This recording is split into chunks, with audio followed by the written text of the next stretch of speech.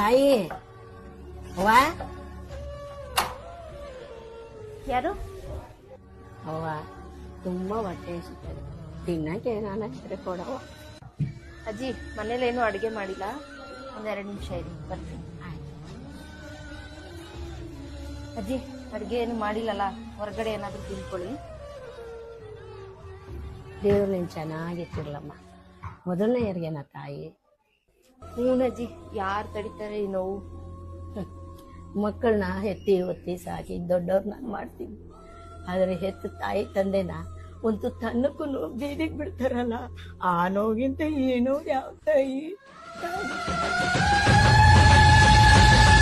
ಅಯ್ಯೋ ದೇವರೇ ನೀನು